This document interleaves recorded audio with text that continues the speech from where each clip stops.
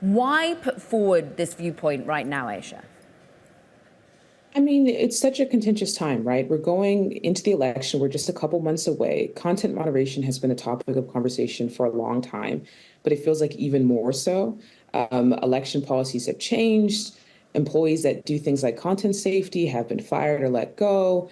And Meta has been taking a step back from politics and news. So the timing of it sort of makes sense to me as we head into the eve of a really consequential election. And it's almost like Zuckerberg saying, we're not going to do the things that we did in the past during this election.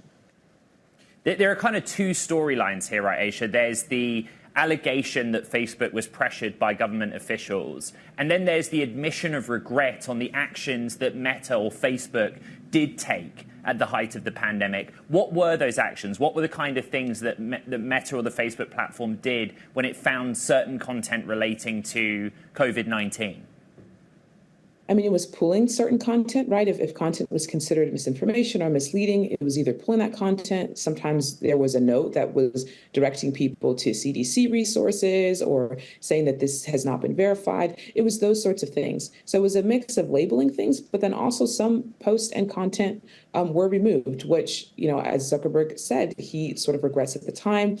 At the time, some people felt like that was censoring and voices were not being heard. And so there was a lot of things that were happening at the time. And again, like this sort of movement and moment in social media, a lot of these companies are pulling back from taking down content like that. They're either just labeling it and leaving it up altogether, or they're just not doing anything. So it's a very different environment than it was even just a couple years ago. But still, governments push back on that, and we see what's just happened to the CEO of Telegram for the fact that they leave a lot of content unmoderated. We'll get into that in a moment, Aisha. But on the nuts and bolts of things, it was still Meta's ultimate decision on what to take down. It's just they felt that the pressure was unnecessary coming from the government, right?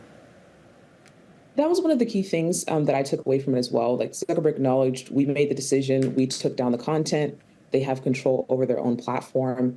They didn't like the pressure that they were feeling, but again, they did ultimately make the decision themselves, and the decision rests with them, regardless, right?